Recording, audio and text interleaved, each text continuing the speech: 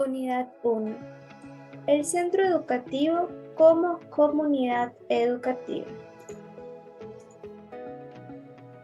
¿Qué es un centro educativo? Para definir esto, primero hay que desglosarlo, comenzando por la palabra centro. Entre los múltiples significados del término centro, encontramos aquel que se refiere al lugar donde las personas se reúnen con un determinado fin. En este sentido, un centro es un espacio físico, un edificio o una estructura que permite una reunión y que ofrece determinados servicios o prestaciones. Por otro lado, la palabra educativo hace referencia a todo lo que es relativo a la educación o el proceso de socialización de los individuos. Cuando una persona accede a la educación, recibe, asimila y aprende conocimientos, además de adquirir una conciencia cultural y conductual por parte de las generaciones anteriores. Un centro educativo, por lo tanto, es un establecimiento destinado a la enseñanza. Es posible encontrar centros educativos de distintos tipos y con diferentes características, desde una escuela hasta una institución que se dedique a enseñar oficios, pasando por un complejo cultural. Los centros de enseñanza, centros docentes o instituciones educativas son sinónimos del término. Asimismo, es importante saber que existen diversos tipos de espacios de esta clase. Los más conocidos entre los centros escolares son los centros escolares públicos y los centros escolares privados. Ambos son supervisados por el Mineduc, también llamado Ministerio de Educación. La diferencia entre ellos es la administración que se lleva a cabo. Mientras que en los centros públicos es administrado por el Estado, los centros privados son administrados por personas físicas o jurídicas de carácter privado.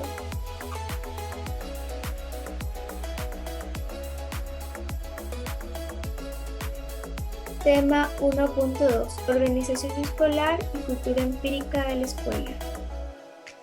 La escuela como hecho cultural.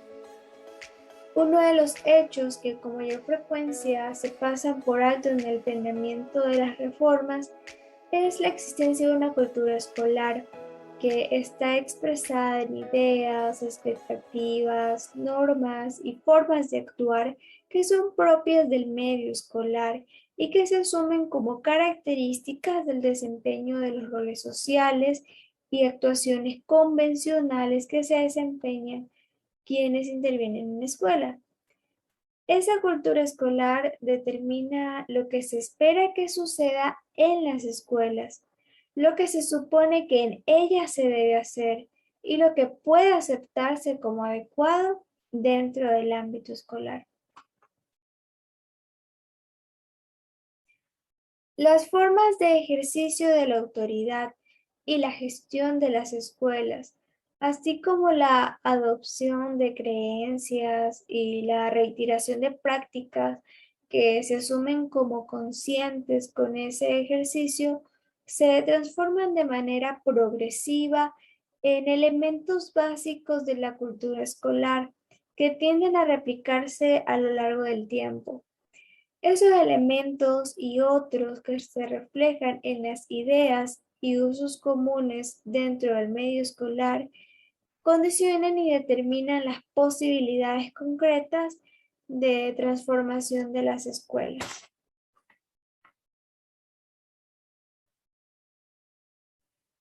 La escuela como realidad empírica. Según las perspectivas empírico-analíticas, la investigación educativa equivale a investigación científica aplicada a la educación y debe ceñirse a las normas del método científico en su sentido más estricto. Desde esta perspectiva se da carácter empírico de la investigación, apoyándose en los mismos postulados que de las ciencias naturales. Desde este punto de vista, investigar en educación es el procedimiento más formal, sistemático e intensivo de llevar a cabo un análisis científico. Travers, en 1979, decía que esto consiste en una actividad encaminada hacia la creación de un cuerpo organizado de conocimientos científicos sobre todo aquello que resulta de interés para los educadores. Tema 1.3. Genealogía de la escuela y cambios experimentados en su organización. Para comenzar, genealogía es sinónimo de la palabra historicidad. Entonces, desde aquí vamos a comenzar a definirlo. ¿Qué es historicidad? El concepto de historicidad, como la mayoría de los conceptos en la rama de las ciencias sociales, es muy complejo y multívoco. Sin embargo, en pocas palabras, la historicidad se refiere al conjunto de circunstancias que a lo largo del tiempo constituyen el entramado de relaciones en las cuales se inserta y cobra sentido algo. Es el complejo de condiciones que hacen que algo sea lo que es. Puede ser un proceso, un concepto o la propia vida. La comprensión de la historicidad de un concepto contiene al mismo tiempo la conciencia de que algo pertenece a su propio contexto de origen y adquiere su significado en el marco de relaciones que le suponen y que al mismo tiempo pretende representar o referir, y además que ese concepto traído por nuestro interés al presente pertenece a nuestro mundo en el que lo analizamos, lo utilizamos e incluso lo recreamos. La historicidad, por tanto, supone una dimensión sincrónica y también una dimensión diacrónica. Sincrónica hace referencia a un conjunto determinado de circunstancias en un momento determinado en el tiempo. La dimensión diacrónica, en cambio, se refiere a cómo se han ido conformando y cómo se siguen modificando esas circunstancias a lo largo del tiempo hasta llegar al presente de quien utiliza el concepto. En las imágenes podemos observar, son fotos antiguas, se ve cómo se organizaban a los estudiantes para recibir las clases, la estructura del aula y cómo están enmarcadas las jerarquías. Este concepto ha ido evolucionando según las modernizaciones de cada una de las épocas.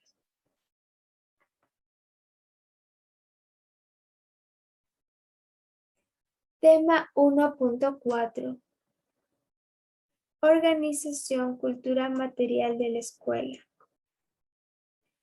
La cultura material de la escuela es para la etnohistoria el registro o catálogo de experiencias que conducen a la producción de los objetos en que se concretiza dicha cultura y que es obra de los pares que integran la corporación en que se socializa el oficio de maestro. La pertenencia al gremio y la socialización de la técnica a través de los rituales societarios compartidos hace que la experiencia y los productos objetuales sean muy comprensibles, toda vez que son elementos identitarios de la memoria de la profesión docente y forman parte de lo que los antropólogos denominan el ajuar ergológico del oficio. La civilización comienza cuando los seres humanos inventan cosas y empiezan a usar colectivamente herramientas. Los artesanos también se integran en comunidades ciudadanas y crean vínculos en torno a las habilidades que unen entre sí y a los miembros de una misma corporación y a los de las distintas corporaciones de oficio.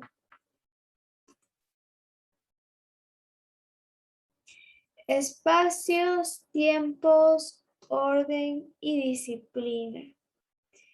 La escuela graduada supone una organización particular del tiempo y el espacio escolar. El tiempo hace referencia a los días, semanas, meses, ciclos. En este caso, en Ecuador se manejan los quimestres y también los parciales. Y el espacio escolar hace referencia a todo el bien tangible que pertenece a la escuela, es decir, las aulas, las áreas recreativas, la ubicación de la institución, los baños. Para el orden y la disciplina, es necesario elaborar un plan para la disciplina en el salón de clases, lo que permite establecer las conductas que el docente espera que espera de los alumnos y lo que los alumnos pueden esperar por su parte del maestro. Los agentes y programas curriculares. El diseño de los programas académicos como construcción colectiva de la comunidad educativa. Recordemos que la comunidad educativa es conformado por los estudiantes, los profesores, directivos, egresados, empleadores, padres de familia, asociaciones gremiales y profesionales. Los diseños de los programas académicos se construyen con la ayuda de todas estas personas, porque cada programa curricular que provenga del ministerio debe ser adaptado a la realidad y a las necesidades de la institución educativa. Debe estar asociado a su contexto social, a su contexto económico y al mismo tiempo debe responder a las necesidades de los padres de familias, a las necesidades educativas de los estudiantes y a las necesidades materiales de los profesores. Por último, estos programas curriculares exigen interpretar el currículo como un proceso ampliamente temporalizado y de construcción por parte de los agentes involucrados, y no solo como un programa limitado en su realización por unos objetivos y logros predeterminados e inmodificables. Recordemos que los programas curriculares son realizados para responder a problemáticas a corto plazo e incluso problemáticas a largo plazo.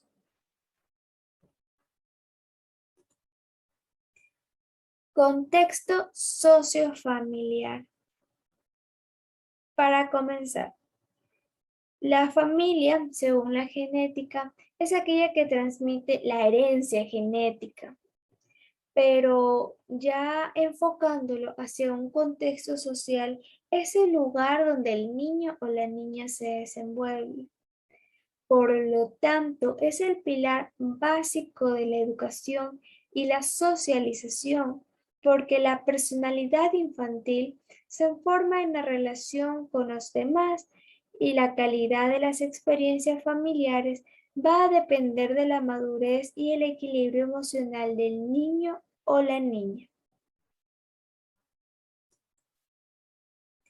La familia está constituida principalmente por el padre, madre, hijos e hijas que forman una comunidad basada en un hogar común y las interrelaciones de sus miembros.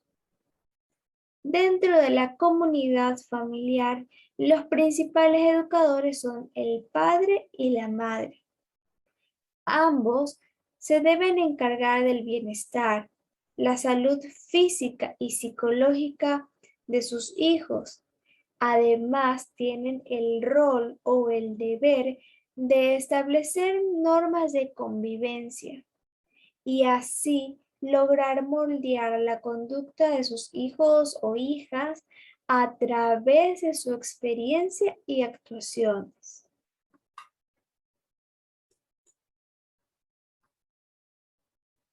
A pesar de que existen diferentes modelos de familia, lo que no cambia es que la familia es un ámbito donde la persona debe sentirse atendida, acogida, aceptada y amada incondicionalmente. Todas las familias de una misma cultura comparten criterios sobre las costumbres, las normas de comportamiento, los roles y los valores. Esto debido a que la familia es aquella que forma la sociedad y al mismo tiempo la sociedad y sus reglas y normas son aquellos que moldean los comportamientos de la familia, siendo una relación recíproca, sociedad-familia. La familia es la encargada de enseñar al niño o la niña a comportarse según se espera en la cultura en que vive. El adulto debe ser capaz de acompañarlo, orientarlo y dirigirlo desde la total dependencia hasta la autonomía y madurez para que ese niño o niña sea un ciudadano funcional. Como todo entorno de convivencia, la familia tiene reglas que habitualmente marcan los progenitores. Con ellas se definen las expectativas sobre el comportamiento de los componentes del grupo en diferentes contextos y circunstancias y las consecuencias de sus actos. Unidad 2. La construcción de la organización escolar como campo de conocimiento.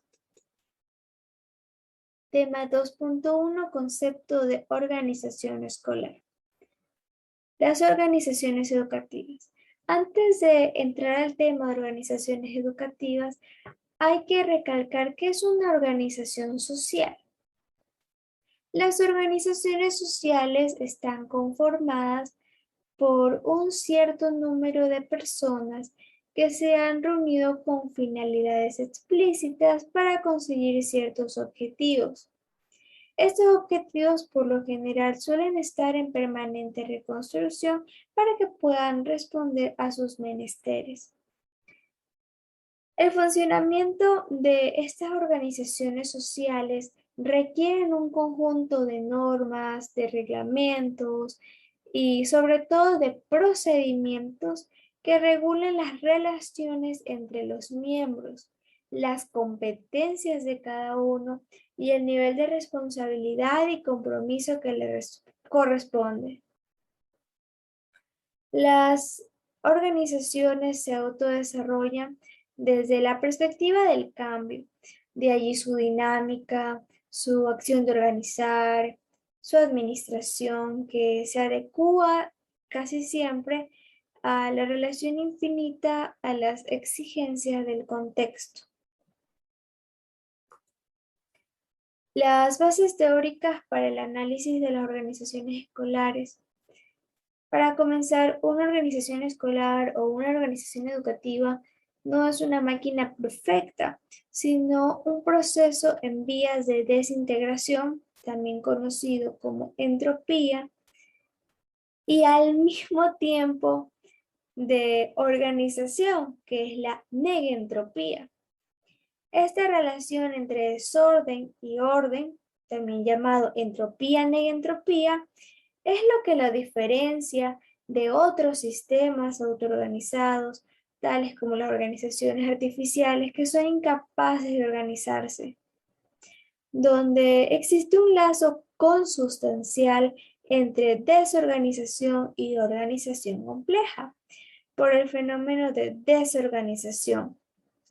prosigue su curso en lo viviente más rápidamente aún no que en la máquina artificial, pero de manera inseparable está el fenómeno de reorganización, la negentropía. Ambos coexisten inseparablemente en la organización compleja.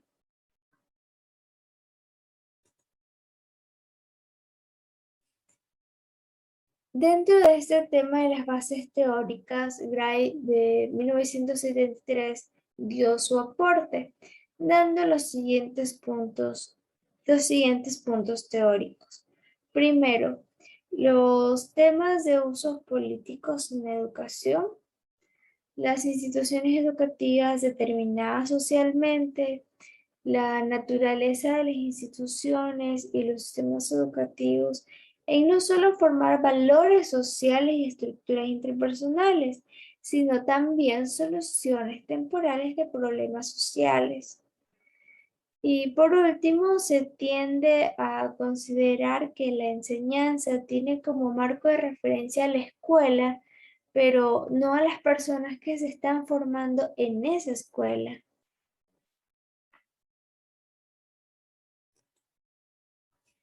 La metáfora como herramienta para comprender las organizaciones escolares. Se emplean metáforas para construir y representar la realidad educativa. Se intenta definir una línea de pensamiento para dar explicaciones sobre esa realidad. Las metáforas ayudan a expresar aquello para lo que no se tiene palabras, para resaltar, para dar un impulso o inyectar fuerza a una idea, a un pensamiento, a una premisa, arrastrando al oyente, convenciéndola. Recordemos que el oyente es aquel que recibe la información.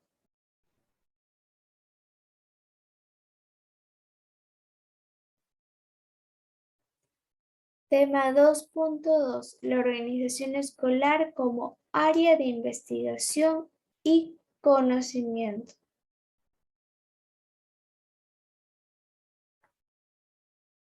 Teorías clásicas de la organización y otros paradigmas. La gestión del conocimiento proporciona una nueva estructura para la toma de decisiones dentro del entorno escolar, orientado hacia el logro de metas, fortalecimiento de los proyectos educativos, tales como el PEI, el PICE, preservando también la autonomía institucional. Aquí se hace referencia a cómo el currículo y todos los proyectos educativos proporcionados por el Ministerio de Educación son adaptados a la institución, manteniendo la esencia de la institución, sus objetivos, sus metas, permitiendo que la institución tenga su propia identidad. Eso sí, siempre llevado de la mano de las políticas públicas. Estas pueden ser las leyes que gobiernan en el país, como la Constitución, las leyes que gobiernan dentro del campo educativo, como la LOEI, y asimismo los reglamentos de la LOEI, además de los derechos de los estudiantes, los derechos de los docentes. Todo está en un solo conjunto. Claro que esto también permite enriquecer los procesos pedagógicos de acuerdo a las necesidades educativas locales.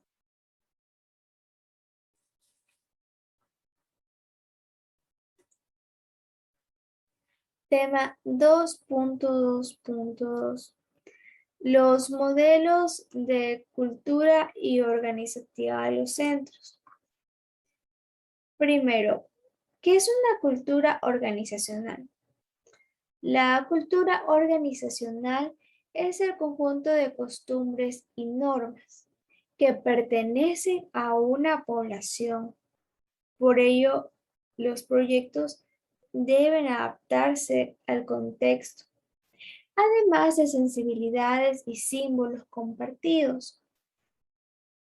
comportamientos y estilos, ideas, creencias y valores involucrados en la institución y los miembros que la integran.